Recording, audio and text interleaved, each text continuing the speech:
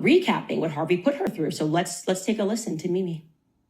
It was not long, though, before he was all over me making sexual advances. I told him no, no, no, but he insisted. And then I said, I'm on my period. There is no way this is going to happen. Please stop. Have you been having fun? Yeah.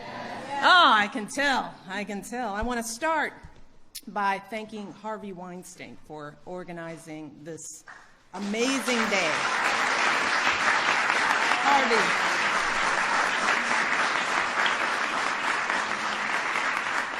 This is possible because of Harvey. He is a wonderful human being, a good friend, and just a powerhouse. And the fact that he and his team took the time to make this happen for all of you should say something, not about me or about this place, but about you. Harvey Weinstein is back. Let's get it. Let's get it, Candace. Come on, hit me. All right, guys. Happy Monday. Sorry we are running a few minutes late. There are so many pieces when you're doing these series that you just want to make sure that you dot your I's and cross your T's. So sometimes we take a couple of extra minutes to get everything going. But as always, I promise you it will be well worth the wait. And I am so excited to bring forth this series. I've already explained to you why it's so special to me, mainly because the Me Too movement, I believe, has become an evil manifestation. And I have 3 sons. So let's jump right into it. Welcome to Episode 1 of Harvey Speaks. Harvey Weinstein. I just want us to make sure that it is the same guy that used to hang out with Barack Obama, Michelle Obama, the celebrities, P. Diddy. I mean, in that same circle. I just want to make sure that we understand, that everybody comprehend, that we establish that this is the same guy. Now that we've established that, let's move on. You get what I'm saying? Comment below what you think about this, man. Shout out to Candace for this video. I want to hear what she's going to say. I'm pretty sure you're excited too if you haven't watched it yet. Let's get it. Seriously? Where's the volume? Theater kid archetype. Take a couple of extra minutes to get everything going. But as always, I promise you it will be well worth the wait. And I am so excited to bring. So where should we begin? I'm thinking that we should begin with the theater kid archetype. Okay? Because if there's one thing that I've realized throughout my career in politics and in the media, it's that there is this theater kid archetype that exists. It's real. People who dedicate a large portion of their lives to the pursuit of the camera, wanting to make it in Hollywood, wanting to make it as an actor or an actress. Maybe you start as a drama kid. I was one of those kids, okay? Not drama kid, but I mean, yes, drama kids. But yeah, I wanted to make it to Hollywood as an actor, as an artist and all those things. But once I actually got to that level where I was almost there, I turned back. And then I found my calling. My calling was to be on the internet talking to people about the Sefer, about the Torah, about what Heavenly Father, about the truth. You get what I'm saying? My calling was to preach the truth. And I'm still doing music. I'm still making music. I'm still helping people to get where they are trying to go. You get what I'm saying? But yeah, I was one of those kids. And here I am. Let's get it. What is up with the volume, dude? Not sure. I'm not certain. And I will take your opinions on this, that thirst ever dies within them. And of course, I'm generalizing here, but I find that when I come across these people, now that we're older, they seem to forever be on a quest in the back of their minds for their big break. Like it could still happen, even if they're in their 30s, their 40s, their 50s, their 60s. And so the question then becomes, what happens to these individuals when it never arrives? Okay, so I'm still having in the back of my head, okay? I am having in the back of my head that my big break is coming, but it is not Hollywood. It is not in Hollywood because Hollywood is evil. Hollywood is satanic. Hollywood is pushing that diabolical agenda. You get what I'm saying? So Hollywood is really not in my future, but my big break is still to come. Not in Hollywood. I'm doing something. I'm working on something. I'm working on something. And then you're going to find out when it happens. It is going to happen. Not that it is never going to happen. It is going to happen. It's coming. Stay tuned. Stay tuned. Make sure to subscribe. Make sure to go to Candace and check out the video on her channel if you really want to watch it from her channel. Let's get it. Okay, I want you to think about that. What happens if there's a woman who spends a decade or even more of her life trying to make it in Hollywood, only to realize that she's failed? maybe she was even that girl who, before she left her hometown, quietly mocked in the back of her mind the unambitious other women, right? The girls from her hometown who married off at the age of 20 and then they immediately started having families. Maybe in her youth, she mocked them because, she knew that she had something special. She was going to make it. She was leaving her hometown. Sorry, I paused. One thing I do not understand is how come people that are married, you see them in the movies kissing others. That is one of the most satanic things I've ever seen in my entire life. Like, if you really are married to somebody and you are in Hollywood kissing, you see the kissing scenes, you see the sex scenes. I can never ever really comprehend that, even if no matter how hard I try to comprehend that part of Hollywood, I do not comprehend why people do it, but at the same time I get it, because at the moment you do that, you're a sellout. The moment you accept to kiss a man, okay, in a movie, you are a sellout. You already are a demon. You are opening that door of demons, the portal between you and the spirit world. Because they say, for we wrestle not against flesh and blood, right? So we do not wrestle against flesh and blood. There's a protection around us, okay? So 99% of the time, the things that happen to us are the things that we allowed. Okay? We allow that to happen to us. Telling you, there's a protection. The moment you open that little door, demons, because they are waiting for that. They are waiting for the opportunity to get in. So when I see somebody, a woman that is kissing a man in a movie, in Hollywood, yeah, it is just a scene. That's what they say, right? It is just a scene. It is not just a scene, man. It is not just a scene, because the moment she kissed somebody, it is just a scene. Now, what do you think is going to happen when she meets somebody else that she likes? It's going to be way easier for her. If she's never done it before, if she's never kissed another man beside her husband, I mean, what am I saying? This is America. Women, before they get married, they met like 100 guys. They've met like 100 guys before they get married. But you kind of get what I'm saying. So it is easier for her to do it on camera and just say, oh yeah, it is just a movie. My husband sees it. What makes you think when she meets somebody else that's not on camera, it is going to be hard for her to just kiss him or do whatever? It is not going to be hard, because she already opened that door. That door is already open, and demons already came in. They established themselves. You get what I'm saying? So that's just how it goes. When you open the door, you allow it, it happens. It happens. Agree or disagree? Comment below, man. And I think about that because, interestingly enough, in my first book, I wrote an entire chapter about a friend that I used to have who was exactly that sort of an individual. And I spoke about her because she was an aspiring actress in Brooklyn, and we met interning and just kind of chose different paths in our life. I was kind of just wanting to get myself out of student loan debt, willing to take any and every job. And she was just sort of this free spirit. She described herself as a free spirit, and she came from another country, and it was all about attending the right parties, meeting the right directors. She was just so much cooler than me, She was so much cooler than me, and more confident than me, and she was gorgeous. She was prettier than me, and for a while, it seemed to be working for her. She, men fell at her feet. She got these small acting gigs that she wanted, and then as we grew older, and obviously in Hollywood. Pause. Okay, she got what she wanted because she became pretty much a whore. That's it, man. You want to make it to Hollywood? First of all, you're going to have to be a sellout at the beginning, and you're going to have to be a big sellout later. Trust. To be in Hollywood, it is not just talent. It is not just talent. You're gonna have to be willing to compromise. This world is of the devil. So everything that's in this world, it belongs to the devil. If you really want to get a piece of that, you're going to have to give a piece of something to the devil. Facts. No argument on that.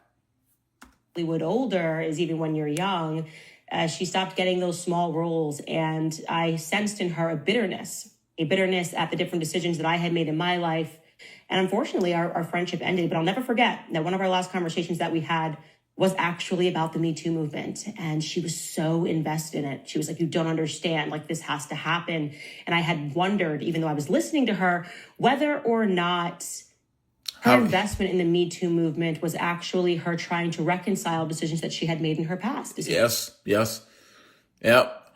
The Me Too movement is not just because women got, it's also because of some women that gave their body to these Hollywood executives. You get what I'm saying? They gave their body to this Hollywood elite. Therefore, like down the road, they start to regret why they did that. You get what I mean? And then when they see the Me Too movement, they relate to that. Somehow they relate to it. If you get it, you get it. You get what I'm saying? That she had made with producers and people that she thought that, well, if she slept with, they might lead to her getting her big break. And she did not get it. Anyways, that's all somewhat anecdotal. It's real, but anecdotal. And the reason that we're here today is because we're speaking about Harvey Weinstein. Because we all remember nothing and everything about this case. It is very strange. There was so much information that we couldn't dilute it at that time. We for sure remember that it began with an explosion of journalists, and then way too many women to count that were making allegations. Here is just a small snippet.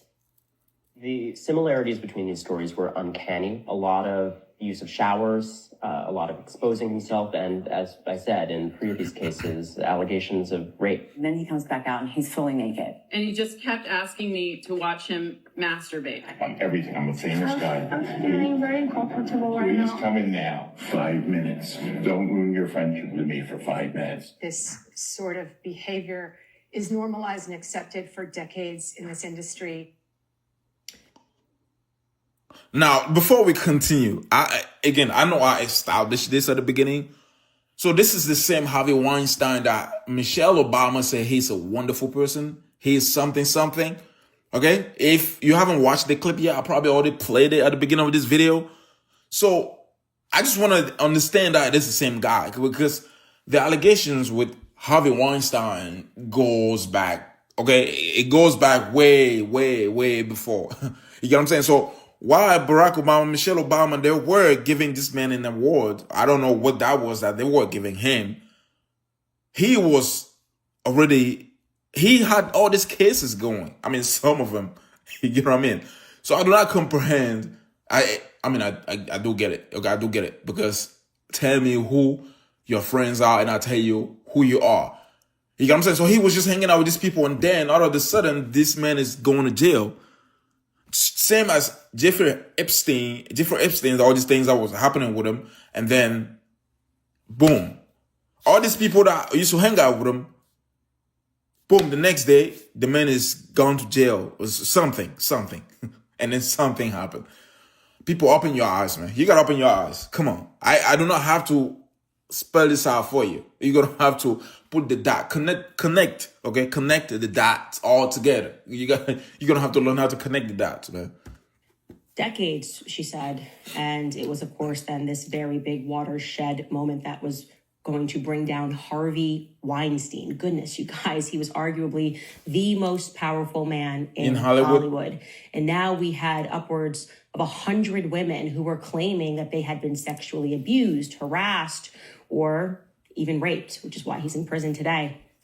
But I got to tell you something right away. That long list of women who found the cameras and spoke out and said that things happened, and you don't really remember whether or not he denied it, that list significantly dwindled by the time we got into the courtroom. And then even when we were in the courtroom, it dwindled even more. Okay. And I'll tell you why. This is one of the very many compelling aspects of this case. How they were able to sort through the women who were just outright lying, meaning women who had definitively never even slept with Harvey Weinstein, some women who he alleges he never even met, from the women who had at the very least been intimate with him, okay? And I'll tell you why, because of course, when people realize that someone's going down, if were a struggling person who wanted to make a quick buck and you knew that this empire was going to crash, you might be willing to come in for a quick payday. And what better way to do that? You could just cry and then describe something terrible that happened. Your Honor, he made me fondle his testicles, tears streaming down your face. And these sorts of moments happened, and Harvey's lawyers would give each other a look, a knowing smirk, a high five, realizing that, no one's going to believe this woman. And I'll tell you why. The answer to that is because Harvey Weinstein didn't have any testicles. He doesn't have any testicles. I told you guys, this is a strange tale with many twists and turns, and this is just one of them. But what became a crucial element of the Harvey Weinstein case, something that Harvey probably had considered a curse when it happened to him back in 1999, wound up being something of a blessing to his very many court proceedings. I want you to check out this headline, okay? It reads, Harvey Weinstein's abnormal testicles are key focus of final arguments in trial. I am not kidding. This is real. And I'll tell you, the story goes that back in 1999, Harvey Weinstein was diagnosed with something known as Fournier's gangrene. Okay, it is extremely rare, but a life-threatening infection that impacts the genitals with a rapid tissue destruction. Essentially, what we're talking about is necrosis, right? It's necrosis. The tissues are dying, and I can show you this excerpt from a Variety article. It says, during the trial, prosecutors revealed to the jury that Weinstein underwent surgery in 1999 for Fournier's gangrene, which required doctors to remove some of his scrotum. That surgery caused pretty noticeable scarring because of an infection. His testicles were actually taken from his scrotum and put into his inner thighs. So his testicles were removed and put into his inner thighs in 1999. I know, you're thinking, Candace, are you making this up? How could this be? Yes, that happened. So the list of credible allegations had significantly dwindled. Okay. And like I told you, really, this came down in New York to 2 women.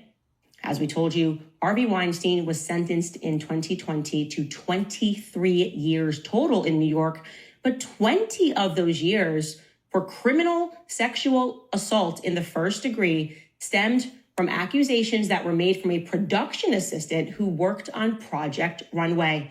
Her name is Miriam, otherwise known as Mimi Haley. Okay, so 20 years, fellas, 20 years, ladies listening. You got sons, we've got husbands, we've got brothers. It's got to be horrific, right? If we're throwing the book and we're saying basically die in prison, because that's what that means. You should die in prison, Harvey Weinstein. What she lived through must have been terrible. I'll tell you right off the bat that Mimi Haley was born in Helsinki in 1977, and she grew up in Sweden. So she was not an American citizen. That little tidbit will become somewhat relevant in a little bit. And the way that she was introduced to the public was through a lot of tears. It was a press conference in 2017. She announced her allegations against Harvey Weinstein next to none other than Gloria Allred. And I'm going to be honest with you guys, it's hard to listen to her recapping what Harvey put her through. So let's take a listen to Mimi. It was not long, though, before he was all over me making sexual advances. I told him no, no, no, but he insisted. And then I said, I'm on my period. There is no way this is going to happen. Please stop. He wouldn't take no for an answer and backed me into a room which was not lit, but looked like a kid's bedroom with kids' drawings on the walls. He held me down on the bed. I tried to get away, or tried to get him off of me, and kept asking him to stop, but it was impossible. He was extremely persistent and physically overpowering. So you heard her here. She said, no, no, no. He was overpowering. This is how this happened to her. And by the way, Gloria Allred, I gotta give it to that woman. She has really perfected the craft of ambulance chasing, right? Using press conferences to persuade the masses with a lot of sobbing, right? And it doesn't really matter at that point what. Okay, look, Candace. Or not what she says in the press conference is going to be the same thing that she says in the courtroom, because people are paying attention to the press conference and probably not going to follow this into the courtroom. Okay, pause right there. Candace, this Candace is the same one she's kind of, the video that she made, the first video that she made about Weinstein, I would say the second one, no, the first one this year, okay? The first one this year is a total different video compared to the one that she made years ago talking about Harvey Weinstein. I'm pretty sure she was talking about Harvey Weinstein the way she was talking because of the allegations. She was using the number of allegations that Harvey had. Now, it is not the same energy that I'm witnessing from Candace talking about Harvey Weinstein, okay? Now she's way calmer the way she's talking about Harvey. And the way she's talking is like, she's doubting that the women are actually telling the truth. To me, she doesn't seem like she's believing. She seems like she's believing that Harvey is actually not guilty. That is what I'm seeing, okay, from the last video she made with this one. So far, what I'm concluding is that she is not believing or the woman, she is believing that Harvey Weinstein is 100%. I mean, I'm not going to say 100%. She kind of believes that he's not guilty. But I'm going to tell you this. He's done something. I do not know what he did, but he's done something. It's Hollywood, man. It is Hollywood. You cannot, man. Hollywood elite. We're talking about, he's talking about at some point, he was the most powerful man in Hollywood. Now, let me ask you this. Do you think you know what it takes to be the most powerful man in Hollywood? When we talk about the most powerful man in Hollywood, that pretty much means he's powerful even in the government. He may not have a part in the government. He may not have a role in the government, but we're talking about Hollywood. We're talking about Hollywood. This and the people, the elite, they all go hand to hand. So you do the math. I don't know how math is working here, but you do the math. As I always say, you get what I'm saying? So do the math, do your own conclusion, trying to connect your dots and see what you get. You get what I'm saying? And see what you get. Comment below what you think about this, man. You want to keep watching, make sure to go to Candace. This was a good video. I like the way I gave my comments on this. And you have any comments, comment below. You get what I mean? Again, shout out to Candace. She always trying to put out the truth. Her truth. I mean, sometimes it is the truth of everybody. She's always out there. You get what I mean? Yeah. I'm gonna catch you guys next time, man. Thank you again for watching. Make sure to pray, man. Make sure to read the scriptures. Make sure to get yourself the Torah, man. Do not get this garbage.